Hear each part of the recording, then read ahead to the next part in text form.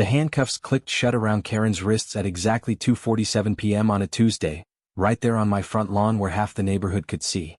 Her sister Patricia was already in the back of the postal inspector's unmarked sedan, mascara streaming down her face as she realized that federal mail theft charges carry up to 5 years in prison. But here's the thing that made it even sweeter. They'd been stealing my mail for months and I had it all on camera. Let me tell you how two entitled neighbors thought they could play games with the United States Postal Service, and how I turned their petty theft into a federal case that destroyed their perfect suburban lives. It started 6 months ago when I moved into 1247 Maple Grove Drive. Nothing fancy, just a modest ranch house in a quiet neighborhood where people minded their own business and waved from their driveways. I was coming out of a messy divorce and wanted somewhere peaceful to rebuild my life. The house came with a decent yard, mature trees, and what I thought were normal neighbors. The Morrison sisters lived directly across the street in a sprawling colonial that screamed, "We have more money than taste." Identical twins in their early 40s, both divorced, both living together in their childhood home after their respective marriages imploded. Karen was the louder one, always perfectly made up like she was heading to a country club meeting. Her blonde hair was styled in that aggressive bob that suggested she'd speak to your manager if you so much as looked at her wrong. Patricia was quieter but with this smug expression that suggested she knew secrets about everyone on the block and wasn't above using them. Their house was the kind of McMansion nightmare that real estate developers love and architects hate. Fake stone facade, unnecessary columns, a circular driveway with a fountain that looked like it belonged at a Vegas casino. They drove matching white BMW SUVs and had lawn service that came twice a week to maintain their perfectly manicured grass. Everything about them screamed, "We're better than you and we want everyone to know it." They were the self-appointed queens of the Neighborhood Homeowners Association, the type who measured grass height with rulers and sent passive-aggressive letters about trash can placement. My first clue that something was wrong came 3 weeks after moving in. I was expecting an important package from my lawyer, divorce papers that needed to be signed and returned immediately.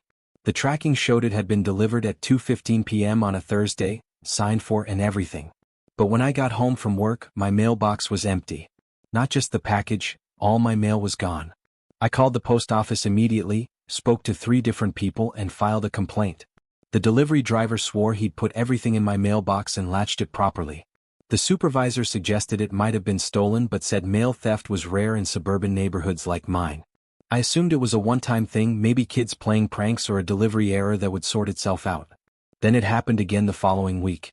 A replacement credit card that never arrived. Then birthday cards from my sister that she swore she'd mailed.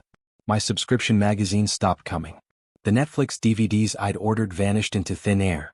At first, I chalked it up to typical post-move mail forwarding issues, but when my neighbor Jim mentioned that his packages were disappearing too, I started paying closer attention to the pattern.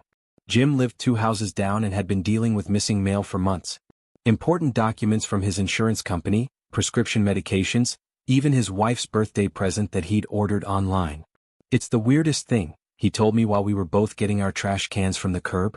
"The tracking says delivered but there's nothing there. Happened at least 6 times in the past 2 months." That conversation changed everything. This wasn't random delivery errors or teenage pranks. Someone was systematically stealing mail from multiple houses on our street. I started asking other neighbors casually about their mail delivery, and the stories kept coming.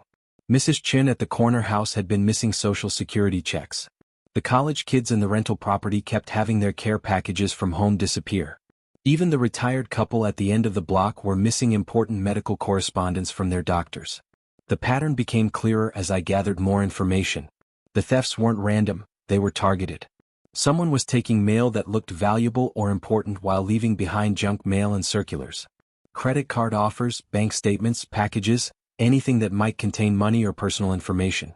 This was sophisticated theft, not opportunistic grabbing. The breakthrough came when I was working in my front garden one morning and noticed Karen Morrison walking past my mailbox. Not unusual, people walk for exercise all the time in suburban neighborhoods. But something about her body language seemed off. She slowed down as she approached my mailbox, glanced around quickly like she was checking to see if anyone was watching, then continued her walk at normal pace. It was subtle, barely noticeable, but it triggered my instincts from years of working in corporate security before my marriage. That afternoon, I drove to Best Buy and bought a small, weather-resistant security camera. Nothing fancy, just a basic model that could record to a memory card and had night vision capabilities. I spent the evening reading the manual and figuring out the best placement.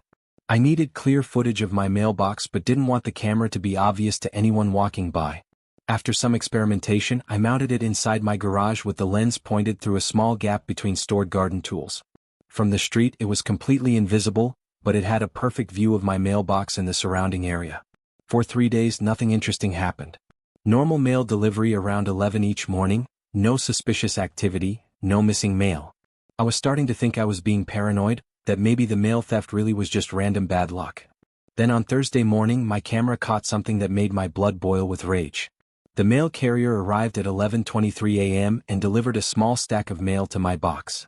Nothing unusual there, bills, a magazine, what looked like a credit card offer. Standard weekday delivery.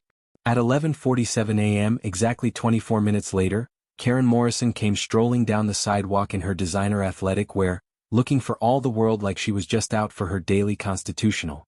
She had on expensive running shoes, moisture-wicking fabric and wireless earbuds, the complete suburban fitness costume. But she wasn't exercising, she was hunting. She paused at my mailbox, did that same quick glance around to make sure no one was watching, then opened the mailbox and pulled out my mail. All of it. She shuffled through the envelopes like she was sorting her own mail, examined each piece carefully, kept 2 pieces that looked important and put the rest back. I watched this footage 3 times, my hands shaking with rage. This woman was literally stealing my mail in broad daylight, picking and choosing what she wanted like she was shopping at a convenience store. But what she kept made it even worse, anything that looked official or valuable. A bank statement and what appeared to be a credit card offer. She left behind the magazine and a grocery store circular, the things she deemed worthless. The next day she did it again. This time Patricia was with her, acting as a lookout while Karen rifled through my mailbox. They had developed a system clearly refined through practice. Patricia would position herself strategically to watch for cars or pedestrians while Karen conducted the actual theft. They kept a credit card pre-approval and what looked like a check, leaving behind the junk mail and local advertisements. They were professional mail thieves operating right under everyone's noses. But I didn't call the police yet. Local police might treat this as petty theft or a neighbor dispute. I wanted more evidence and I wanted to understand the full scope of what they were doing. Mail theft is a federal crime, and I wanted enough documentation to ensure serious consequences. So I started building a comprehensive case. Screenshots of the video footage with timestamps. A detailed log of missing mail with dates and descriptions. Photos of my mailbox from different angles showing the sight lines to their house. I even started tracking the postal delivery times to establish their pattern of timing their thefts. Over the next 2 weeks, I caught them stealing my mail 8 more times. The pattern was always the same. They'd wait about 20 to 30 minutes after the mail carrier left, then one would steal while the other kept watch. They were brazenly confident, never suspecting that anyone was recording their crimes. They'd gotten away with it for so long that they'd become careless, almost casual about their federal felonies. That's when I discovered they weren't just targeting me. I discreetly asked other neighbors about missing mail, and the story started pouring out. Mrs. Chen had been missing Social Security checks for 3 months and was having trouble paying for her medications. The college kids in the rental house kept having their care packages from home disappear, cookies from mom, money from grandparents, textbooks they'd ordered online. Even the retired couple at the end of the block were missing important medical correspondence from their doctors and insurance companies. The Morrison sisters had turned mail theft into their personal hobby, and they were destroying people's lives for their own entertainment and profit. Mrs. Chun was rationing her heart medication because her Social Security checks weren't arriving. The college kids were going hungry because their family care packages kept disappearing. The elderly couple was missing important appointment notifications and test results from their doctors. I realized this was way beyond neighborhood drama or petty theft. This was systematic federal crime affecting multiple victims, and it needed to be handled by professionals who understood the serious nature of mail theft. So I called the United States Postal Inspection Service, the federal law enforcement division most people don't even know exists. The postal inspector who answered my call was immediately interested when I described what I'd documented. "Ma'am, what you're describing is federal mail theft under Title 18, Section 1708, Inspector Rodriguez said when I spoke to him. Each instance is a felony punishable by up to 5 years in federal prison. How much evidence do you have?" "Hours of high-definition video footage," I told him. "Multiple instances over several weeks, multiple victims throughout the neighborhood." I've documented everything with timestamps and detailed logs. I'll be there tomorrow morning, he said without hesitation. Don't confront the suspects or let them know you're aware of their activities. We'll handle this as a federal investigation. Inspector Rodriguez arrived the next day in an unmarked car, wearing a polo shirt and khakis that made him look like any other suburban dad running errands. He was younger than I'd expected, maybe early 30s, with the kind of quiet confidence that suggested he'd handled these cases many times before. When I showed him my camera setup and walked him through the footage, his expression got grimmer with each video clip. "This is systematic criminal activity," he said after watching the compilation of theft incidents. "They're not just stealing mail, they're running a mail theft operation. How many neighbors do you think are affected?" "At least 8 houses on this block that I know of, probably more throughout the neighborhood." He nodded grimly. "We're going to need to expand this investigation. Can you introduce me to the other victims without alerting the suspects?" Over the next 3 days, Inspector Rodriguez quietly interviewed 9 neighbors who'd experienced mail theft. He was methodical and thorough, documenting each victim's experiences, the types of mail that had been stolen, and the financial impact of the crimes. The pattern was clear and damning. The Morrison sisters were hitting multiple mailboxes throughout the neighborhood, stealing anything that looked valuable, and they'd been doing it for at least 8 months. But Inspector Rodriguez wasn't satisfied with just documenting past crimes. He wanted to catch them in the act with federal agents as witnesses, creating an airtight case that would result in serious federal charges. That's when he proposed the sting operation that would end their mail theft career permanently. "We're going to set up a controlled delivery," he explained during our planning meeting. "I'll send a package to your address that appears to contain something extremely valuable, something they won't be able to resist stealing. We'll have agents positioned around the neighborhood, multiple cameras recording everything, and we'll catch them committing federal mail theft with federal witnesses." The plan was elegant in its simplicity and devastating in its effectiveness. Inspector Rodriguez would mail a package to my address that appeared to contain something irresistible to thieves: jewelry, electronics, cash, something that screamed, "Steal me." The package would be clearly marked with logos and branding that suggested valuable contents, with insurance stickers and overnight delivery labels that made it look like something worth serious money. But there was one detail that made the trap even more perfect. The package would be a decoy filled with tracking devices and marked bills that would prove they'd stolen federal mail. When they opened it at home, they'd be in possession of stolen mail with GPS tracking devices and federal evidence that would make their conviction inevitable. Inspector Rodriguez assembled his team over the weekend. 2 agents in unmarked vehicles positioned with clear sight lines to my mailbox. Another agent who would pose as a jogger running past at the crucial moment. A 4th agent hidden in the vacant house 2 doors down that was currently for sale. They installed additional cameras with federal-grade equipment that would capture everything in high definition from multiple angles. The bait package was a work of art designed to trigger every instinct that drove the Morrison sisters to steal mail. It looked like an overnight delivery from Cartier, complete with insurance stickers showing a declared value of $15,000, signature-required labels, and tracking numbers that indicated expensive jewelry. The box was sized to suggest it contained a substantial piece of jewelry, maybe a watch or necklace, and weighed enough to feel valuable when lifted. Inside the box were GPS tracking devices, marked federal bills, and enough evidence to prove theft beyond any reasonable doubt. If the Morrison sisters stole this package, they would be caught with federal evidence in their possession, facing charges that could put them in federal prison for years. Tuesday morning arrived clear and sunny, perfect weather for a federal sting operation. The postal carrier delivered the package at exactly 11:15 a.m., following his normal routine but knowing that federal agents were watching every moment. I watched from my kitchen window as he placed the package in my mailbox and continued his route, unaware that he'd just delivered the bait that would end the Morrison sisters' criminal career. Inspector Rodriguez and his team were already in position, waiting with the patience of professional law enforcement officers who knew that good police work required careful timing and perfect execution. They had radio communication, backup plans, and enough evidence already gathered to ensure convictions even if the sting didn't work perfectly. At 11:38 a.m., Karen Morrison appeared on the sidewalk, right on schedule for her usual mail theft routine. She was alone this time, which would make the arrest even cleaner since there would be no question about who was responsible for the crime. She did her usual casual stroll approach, glancing around to make sure no one was watching, completely unaware that federal agents were documenting her every move with professional surveillance equipment. She stopped at my mailbox and paused longer than usual.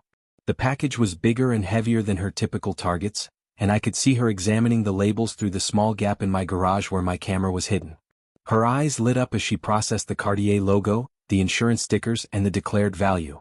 This was the score she'd been waiting for, the kind of valuable package that made all her petty mail theft worth the risk. That's when Inspector Rodriguez's voice crackled through the radio. Subject has the package in her hands. All units prepare to move. Karen lifted the package out of my mailbox and turned to walk away, officially committing federal mail theft while under surveillance by federal agents. She'd taken federal bait in a federal sting operation, and her life was about to change forever. Subject is moving away from the mailbox with stolen federal mail. All units execute the arrest. What happened next was like something out of a crime drama television show. Two unmarked cars suddenly appeared from different directions, moving slowly but purposefully toward Karen's position. The jogger dropped his casual pace and started walking directly toward her with obvious intent. Inspector Rodriguez emerged from behind a neighbor's hedge where he'd been hidden, his badge clearly visible on his belt. Karen's face went through a fascinating progression of emotions as she realized what was happening. First, confusion as she noticed people approaching her from multiple directions with coordinated movement. Then suspicion as she processed that these weren't random pedestrians or neighbors. Then pure terror as Inspector Rodriguez held up his federal badge and announced in a voice that carried across the entire neighborhood, "United States Postal Inspector. You're under arrest for federal mail theft." The package fell from her hands and hit the sidewalk as she raised them instinctively, her perfectly manicured fingers trembling as the reality of federal arrest set in. This isn't what it looks like," she stammered, but her words carried no conviction. She'd been caught red-handed stealing mail while under federal surveillance. "Ma'am, you've just committed federal mail theft while under surveillance by federal agents," Inspector Rodriguez said as he approached with handcuffs ready. "You have the right to remain silent. Anything you say can and will be used against you in a court of law. You have the right to an attorney." While Inspector Rodriguez was reading Karen her Miranda rights and placing her under arrest, the other agents were already moving toward the Morrison house to arrest Patricia. The sisters had made this easy by operating as a criminal team. They were both equally guilty of conspiracy to commit mail theft, and both would face identical federal charges. I watched from my window as Karen was handcuffed and placed in the back of the federal agent's car, her designer workout clothes and perfect makeup unable to disguise the fact that she was now a federal criminal in custody. Across the street, Patricia was being arrested on her front lawn, her carefully maintained suburban facade crumbling as neighbors came out to watch the show. The irony was perfect and poetic. These women who'd spent months violating federal law while thinking they were too smart and too entitled to face consequences were now experiencing the full weight of the United States justice system. Mail theft isn't shoplifting or petty larceny, it's a federal felony with mandatory minimum sentences and serious prison time. But the arrests were just the beginning of their legal nightmare. Inspector Rodriguez's team executed a federal search warrant on the Morrison house that same afternoon, and what they found was staggering evidence of systematic criminal activity. The sisters had been keeping stolen mail in a spare bedroom like some kind of twisted trophy collection, organized in boxes and files like a criminal archive. They'd been running a mail theft operation for over 18 months, stealing anything that looked valuable and keeping detailed records of their crimes. Bank statements, insurance documents, tax returns, medical records, personal letters, packages, credit cards. They had files full of their neighbors' personal information and property that they'd stolen from mailboxes throughout not just our subdivision, but several neighboring communities. The evidence was overwhelming and undeniable. Video footage of dozens of thefts over multiple weeks. Physical evidence from the search warrant showing hundreds of pieces of stolen mail. Testimony from multiple victims whose lives had been disrupted by the systematic theft. Financial records showing that they'd cashed stolen checks and used stolen credit card information for online purchases. Their expensive lawyer tried to negotiate a plea deal, claiming they were respected members of the community who made some poor choices, and didn't realize mail theft was such a serious federal crime. But federal prosecutors weren't interested in lenient treatment for systematic mail thieves who'd been operating a criminal enterprise for over a year while targeting vulnerable neighbors like elderly people and college students. The case made local and then regional news when the charges were filed. "Twin sisters arrested in federal mail theft sting operation," was the headline that destroyed their carefully crafted suburban image and social status. Their mugshots showed two women who'd gone from entitled neighborhood queens to federal defendants facing serious prison time in a single afternoon. The preliminary hearing was a masterpiece of federal prosecution that demonstrated why mail theft is taken so seriously by federal law enforcement. Inspector Rodriguez testified about the investigation, the sting operation, and the systematic nature of their criminal activity.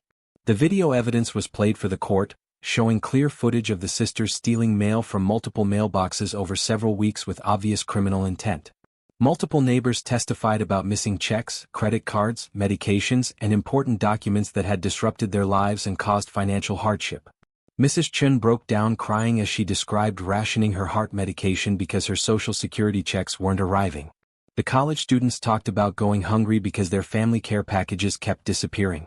Karen and Patricia sat at the defendant's table looking like they'd aged 10 years since their arrest. Their expensive clothes and perfect makeup couldn't hide the fact that they were facing serious federal prison time for crimes they'd thought were harmless entertainment. The weight of federal charges was crushing their entitled worldview. The federal prosecutor laid out the full scope of their criminal operation: systematic theft from at least 23 mailboxes across 3 neighborhoods, over 400 pieces of stolen mail, identity theft potential from the personal information they'd stolen, and conspiracy charges for working together as a criminal team. Each count of mail theft carried up to 5 years in federal prison, and they were facing dozens of counts each. Their defense attorney's strategy seemed to be denial and minimization, but it was hopeless against the mountain of evidence. These are respected members of the community who made some poor choices, he argued. This wasn't a criminal enterprise, it was a misunderstanding that got out of hand due to curiosity about their neighbors. But the evidence spoke for itself with devastating clarity.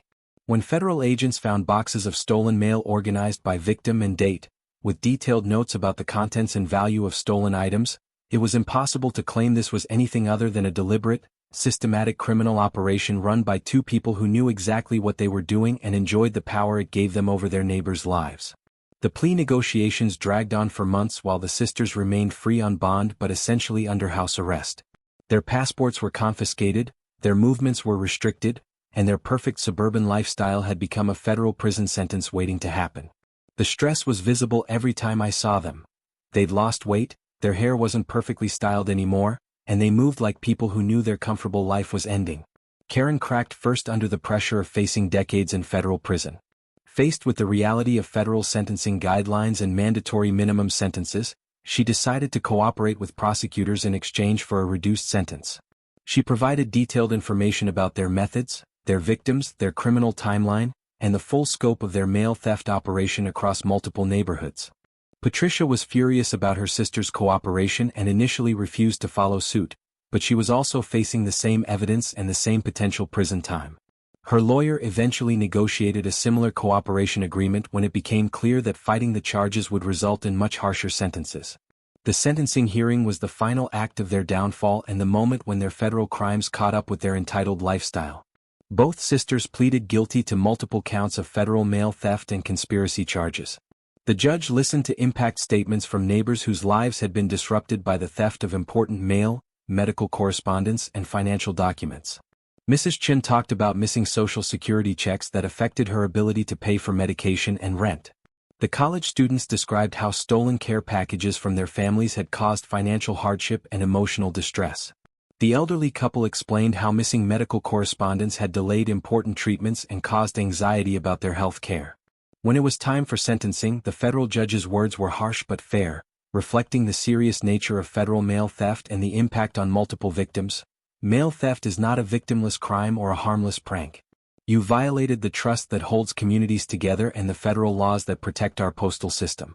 Your systematic approach to these crimes, your targeting of vulnerable neighbors, and your complete lack of remorse show a level of planning and criminal intent that requires serious federal consequences. Karen received 24 months in federal prison plus 3 years supervised release. Patricia got 21 months in federal prison plus 3 years supervised release. Both were ordered to pay full restitution to their victims, perform 500 hours of community service, and submit to regular drug testing and psychological counseling during their supervised release period. But the real punishment was the complete destruction of their suburban social status and community standing. Their mugshots and federal convictions were permanent public records that would follow them forever. Their house went into foreclosure during their legal proceedings as they struggled to pay legal fees and restitution. Their social circle evaporated as former friends and neighbors distanced themselves from convicted federal criminals. The neighborhood, meanwhile, experienced a renaissance of trust and genuine community spirit. People started talking to each other more, checking on elderly neighbors, and actually caring about each other's well-being instead of just gossiping about social media drama and property values. The mail theft had brought people together in a way that no block party or HOA meeting ever could. I kept living in my house on Maple Grove Drive, but now my mail arrived safely every day and I had the satisfaction of knowing that federal justice had been served. The Morrison house sat empty for months before finally being sold at a significant loss to pay legal fees and restitution. The new owners were a quiet young couple who waved politely, minded their own business, and had no interest in stealing anyone's mail. Inspector Rodriguez stopped by a few months after the sentencing to check on the neighborhood and thank me for my cooperation in building such a strong federal case. Cases like this are why the Postal Inspection Service exists, he said. Mail theft might seem like a small crime to some people, but it affects real people's lives in serious ways. You did exactly the right thing by documenting everything and calling us instead of trying to handle it yourself. The best part of the whole saga was how it educated the entire neighborhood about mail security and federal law. People started installing locking mailboxes, picking up their mail promptly after delivery, and reporting suspicious activity around mailboxes. The Morrison sisters' crimes had inadvertently made everyone more aware of mail theft prevention and the serious federal consequences for people who think they can steal mail without consequences. A year later, I received a letter from the federal prison where Karen was serving her sentence. It was a brief, awkward apology that read more like a legal requirement than genuine remorse. She claimed she'd learned her lesson, and didn't realize how serious mail theft was under federal law. The return address on the envelope was stamped with the federal prison logo, a fitting irony for someone who'd made a hobby of stealing other people's mail. Patricia's letter arrived a few weeks later with similar language and similar lack of genuine accountability. Both sisters seemed to view their federal convictions as bad luck rather than the predictable consequences of their criminal behavior. They'd apparently learned nothing from their experience except that federal crimes have federal consequences. But I didn't need their apologies or their acknowledgement of wrongdoing. I had something much better: the satisfaction of knowing that two entitled people who thought they were above federal law had learned otherwise through the justice system. They discovered that federal crimes have federal consequences, and that the United States Postal Service doesn't mess around when it comes to protecting the mail and prosecuting people who violate federal postal laws. The security camera is still mounted in my garage, still recording my mailbox 24 hours a day. Not because I expect more mail thieves, but because some lessons about vigilance and evidence gathering are worth remembering. The footage from the Morrison sisters' arrests is saved on my computer, a digital trophy of what happens when entitled people think they can commit federal crimes against their neighbors without facing serious consequences. Sometimes I watch those videos when I need a reminder that justice really does exist in the federal system. Karen Morrison reaching into my mailbox for the last time, not knowing that federal agents are watching and recording her every move. The moment of realization on her face when she sees Inspector Rodriguez's federal badge. The handcuffs clicking shut as her mail theft career finally comes to an end with federal arrest and prosecution. The best revenge against mail thieves isn't getting even, it's letting the federal government get even for you with the full weight of federal law enforcement. The United States Postal Inspection Service has been protecting the mail for over 2 centuries, and they're very good at their job. They turn mail theft from a neighborhood annoyance into a federal case with federal prison time and permanent criminal records. Karen and Patricia Morrison wanted to play games with other people's mail and thought they were too smart and too entitled to face consequences. Instead, they played themselves right into federal prison. And every day when I check my mailbox and find my mail exactly where it should be, I remember that some problems solve themselves when you involve the right federal authorities and let them handle federal crimes the way federal crimes should be handled. The mail always goes through, but mail thieves always get caught eventually by federal agents who never forget and never give up. Federal law enforcement officers are patient, thorough, and they have the resources and authority to turn mail theft into serious federal prison time. The Morrison sisters learned that lesson the hard way in federal handcuffs on a Tuesday afternoon, with half the neighborhood watching their suburban empire collapse under the weight of federal justice. Justice delivered, federal signature required, prison sentence included.